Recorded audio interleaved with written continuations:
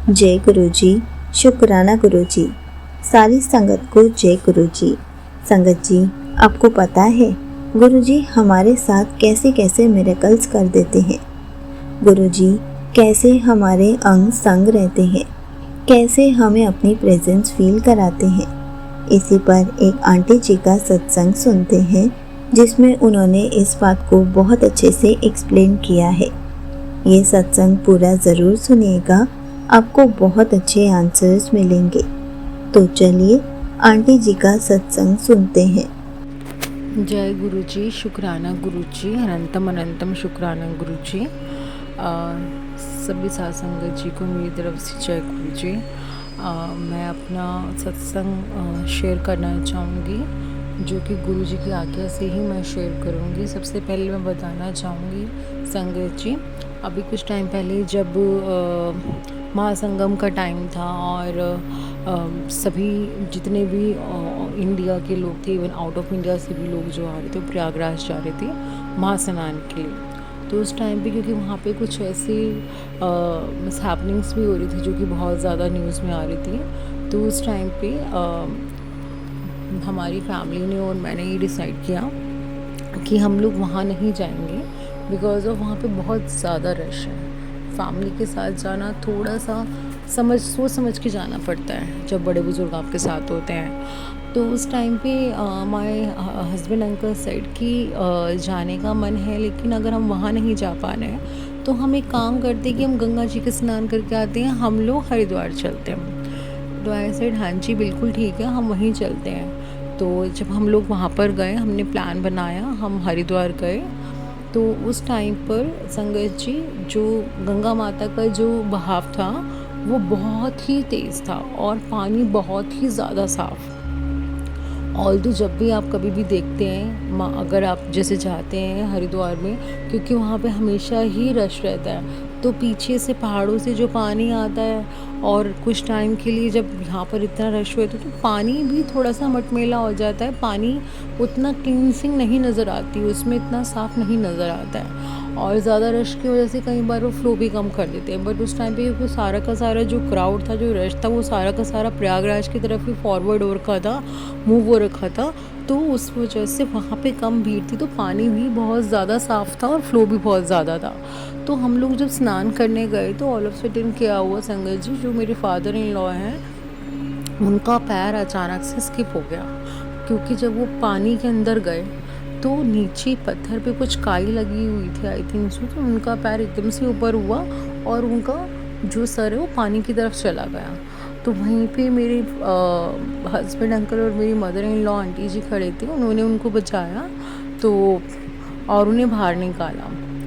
Just ये instance only for 1 minute. और उसके बाद ही सेम डे पर जब मैं स्नान करने के लिए गई तो I was enjoying very much कि बहुत ज़्यादा मज़ा आ रहा है, क्योंकि ज़्यादा क्राउड भी नहीं है कि आपको जल्दी से बाहर आना पड़े और पानी इतना ज़्यादा साफ़ है और ठंडा पानी, फ़्लो इतना ऊपर, इतना तेज़ और काफ़ी ज़्यादा गहराई तक, ऐसा लग रहा था पौड़ियों के पास से कि पानी काफ़ी ऊपर तक आ रखा है। तो मेरी फैमिली वाले कह भी रहे थे कि चलो आ जाओ, बाहर आ जाओ। तो उस टाइम पे क्या हुआ संगत जी कि जब मैं बाहर आने ही लग रही थी तो अचानक से जैसे ही मैं बाहर आ रही थी, मेरा भी सेम प्लेस पे आई थिंक पैर स्लिप हुआ और मेरे पैर ऊपर और बॉडी पीछे की तरफ, क्योंकि पानी उसी डायरेक्शन में था, तो ऑटोमेटिकली मेरा पैर ऊपर होकर मेरा सर अंदर की तरफ जाने लगा।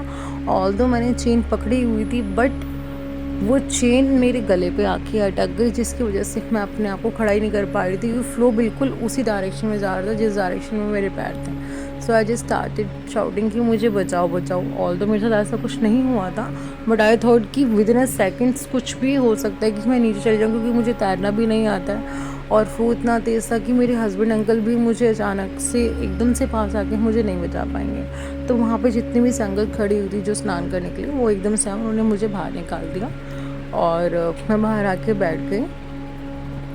तो आप ये देखिए संगत जी, इंस्टेंस मैं सिर्फ इसलिए बता रही हूँ क्योंकि जब हम लोग वहाँ से निकल गए हरिद्वार से, हमने प्रॉपर पूरे दर्शन किए, हम लोग जब रास्ते में थे उसी दिन ही मुझे, जब हम लोग कार में थे, तो मैं अपना आई थिंक इंस्टा देख रही थी, और आई थिंक व्हाट्सएप पे था, सॉरी नॉट व्हाट्सएप, यूट्यूब था। मेरे पास एक ऐसा पोस्ट आया जिस पे लिखा हुआ था कि आज तेरे परिवार पर कुछ बहुत बड़ा संकट था जो मैंने टाल दिया था। मैंने वो पोस्ट अपने हस्बैंड अंकल को दिखाया, और मुझे उसी टाइम रियलाइज़ हुआ कि जो चीज़ जो हमें मैटर भी नहीं करी शायद से कि कुछ हुआ था, वो शायद बहुत ही बड़ा था। गुरुजी थे इसलिए कुछ नहीं हुआ, क्योंकि उस इंस्टेंस में जब हम स्नान कर रहे थे ना संगत जी, जब हम लोग स्नान कर रहे थे वहाँ पर, तो मैंने गुरुजी का ब्रेसलेट पहना हुआ था, और मैं उस ब्रेसलेट को बार बार पानी में डुबकियों की तरह इस तरीके से कर रही थी कि गुरुजी को भी मैं डुबकियाँ लगवा रही थी। तो जब मैं ये डुबकियाँ लगवा रही थी गुरुजी को, उसी टाइम मेरे हस्बैंड अंकल मुझे कह रहे थे कि आप जिनको डुबकियाँ लगवा रहे हो ना, उन्हीं की केशों से ये गंगा माता आ रही है जिसमें हम लोग स्नान कर रहे हैं। तो जैसे कि हर कोई बोलता है, सभी संगत बोलती है कि कहीं भी जाओ गुरुजी को साथ में लेके जाओ, तो जहाँ पे हमारे साथ ये इंस्टेंस होने वाला था ना, उसी गंगा में, उसी जल में मैं अपने गुरुपा को भी डुबकियाँ लगवा रही थी, इसलिए उन्होंने हमारे साथ कुछ होने ही नहीं दिया।